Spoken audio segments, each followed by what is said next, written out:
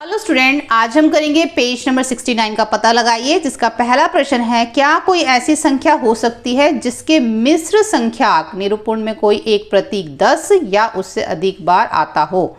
तो जब हम मिश्र की संख्या प्रणाली देखते हैं ना, तो उसका जो आधार होता है 10, तो उससे अधिक नहीं हो सकता वो, इसलिए इसका आप उत्तर लिखोगे नहीं। ऐसी कोई संख्या नहीं हो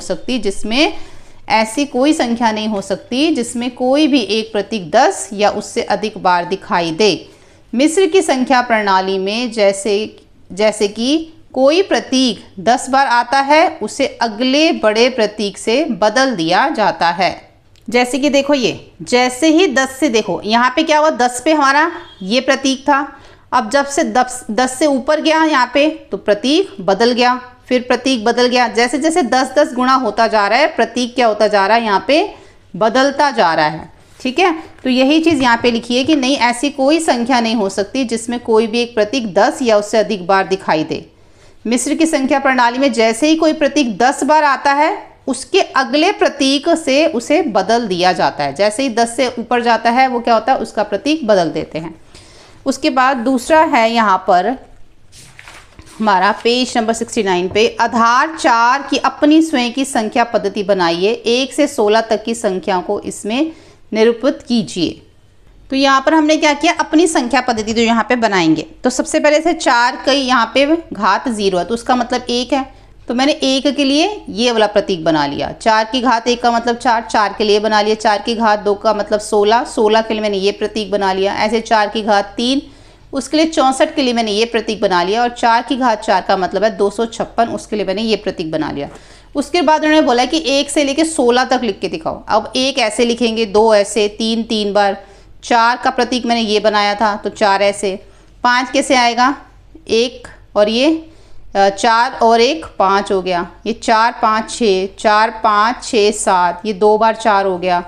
ऐसे ही 9 क्या लिखेंगे, 2 बार 4 और 1, 8 और 1 9 हो जाएगा। ऐसे 4 4 8 9 10, ऐसे 4 और 4 8 9 10 11, 4 4 8 4 और ये 12 हो गया। ऐसे आप आगे 13 14 15 16 तक जो है आप इसके अंदर लिख सकते हो। ठीक है, क्योंकि उन्होंने हमें 16 तक लिखने के लिए बोला है। तो 13 14 15 16 का आप इस तरीके से लिख लेना। 16 पे आके जो है यहाँ पे प्रतीक चेंज हो गया था, बदल गया था, तो 16 का ये है। आप इसके अलावा कोई और भी अपनी मर्जी से कोई भी प्रतीक बना सकते हो, जरूरी नहीं कि आपको यही बनाना है। ठीक है, अब प्रश्न 3 देखो, यहाँ पे हमारे द्वारा बनाई गई आधार 5 पद्धति में किसी दी गई संख्या को 5 से गुणा करने पर एक सरल नियम दीजिए। मतलब कि जो इन्होंने हमें इस बुक के अंदर आधार 5 की पद्धति दी थी ना, जो हमने करी थी, तो उसी आधार 5 की पद्धति पे जो इन्होंने यहाँ पे दी है, किसी दी गई संख्या को 5 से गुणा करने का एक सरल नियम हमें यहाँ पर बताना है। तो हम यहाँ पे लिखेंगे, आधार 5 संख्या प्रणाली में गुणा करने का एक सरल नियम यह होगा कि उसके महत्वपूर्ण अंक उसी संख्या की घातों के रूप में होने चाहिए। कैसे, जैसे कि उदाहरण यहाँ पे 36 को हम 5 से गुणा कर रहे हैं, तो 36 को जो हम 5 से गुणा कर रहे हैं, हम कैसे 36 को कैसे लिख सकते हैं, हम ऐसे लिख सकते हैं यहाँ पे 25 जमा 5 जमा 5 जमा 1, ये हमारा 26 बन गया। अब हमें इसको क्या करना है, हमें जो है इसको गुणा करना है 5 से। ठीक है, ये 36 हो गया, ये 5 हो गया। अब मैं 25 को कैसे लिख सकती हूँ, 5 की घात 2 लिख सकती हूँ 25 को। ठीक है, उसके बाद यहाँ पर आ गया जमा 5 और जमा 1, इसको गुणा करना है 5 से। अब ये 5 को इस वाले 5 से भी गुणा करना है, इस 5 को इससे भी करना है, इसको इससे भी करना है, इसको इससे भी करना है, सबसे करना है। तो आपको पता होगा, मैंने आपको जब हमने अध्याय जो 2 है उसमें हमने सीखा था कि जब हम 5 की घात, जब दोनों आधार सेम होते हैं तो जो घातें होती हैं वो जमा हो जाती है। तो जब कोई घात नहीं होती तो उसके ऊपर एक घात होती है। तो जब मैं 5 की घात 2 को 5 से गुणा करूँगी, तो इसका मतलब मेरा क्या हो गया, यहाँ पे 5 की घात 3 हो गया। ठीक है, तो यहाँ पर क्या आ गया, 5 की घात आ गया हमारा यहाँ पर 3, जब मैंने इसको इससे गुणा किया।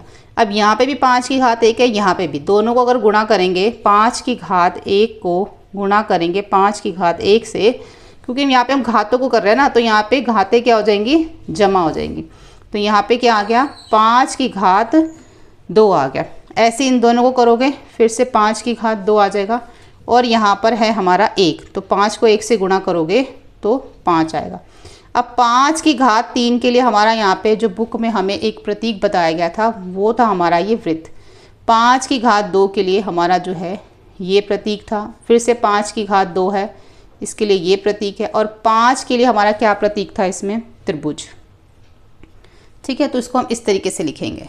तो यहाँ पर हमारा पता लगा ये पूरा हो जाता है, कंप्लीट हो जाता है। लिंक आपको मुझे डिस्क्रिप्शन बॉक्स में दे रखा है पूरी प्लेलिस्ट का, और चैनल में जाके भी आप चैनल की प्लेलिस्ट देख सकते हैं। और अगर आपको वीडियो हेल्पफुल लगे तो प्लीज़ लाइक करें, अपने फ्रेंड के साथ शेयर करें, चैनल को सब्सक्राइब करें। Thank you.